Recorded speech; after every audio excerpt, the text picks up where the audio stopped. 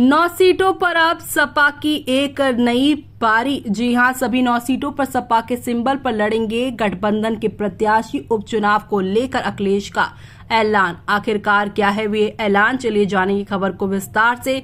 तब तक आप हमारे चैनल टीसी न्यूज चैनल को लाइक एंड सब्सक्राइब करना ना भूलें। यूपी की 9 विधानसभा सीटों पर होने वाले उपचुनाव को लेकर सपा कांग्रेस में सीट शेयरिंग को लेकर मामला उलझता ही जा रहा है। इसी बीच बुधवार देर रात सपा प्रमुख अखिलेश यादव ने एक बड़ा दावा किया। अखिलेश यादव ने सोशल मीडिया पोस्ट में कहा है कि सभी 9 सीटों पर इंडिया गठबंधन के उम्मीदवार सपा के पार्टी सिंबल साइकिल पर चुनाव लड़ेंगे। अखिलेश यादव ने पोस्ट में कहा है, बात सीट की नहीं जीत की है।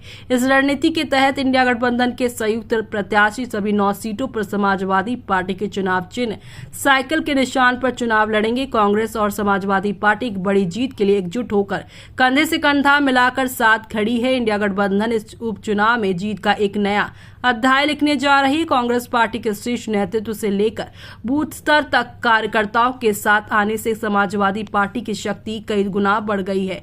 इस अभूतपूर्व सहयोग और समर्थन से सभी 9 विधानसभा सीटों पर इंडिया गठबंधन का एक एक कार्यकर्ता जीत का संकल्प लेकर नई ऊर्जा से भर गया है। उन्होंने आगे कहा है कि ये देश का संविधान, सौहार्द और पीडीए का मान सम्मान बचाने का चुनाव है। इसलिए हमारी सबसे अपील है कि एक भी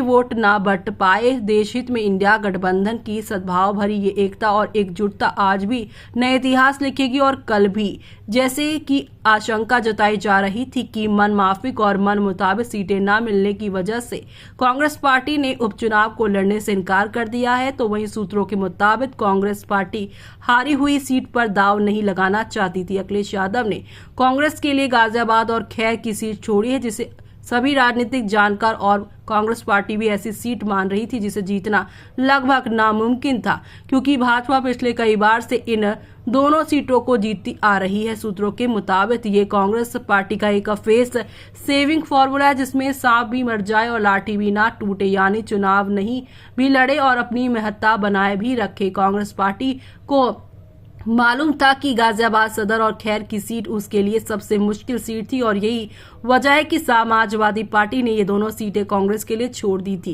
कांग्रेस पार्टी को लगा कि ये दोनों सीटें लड़ने से बेहतर है इसे सपा के लिए ही छोड़ दिया जाए।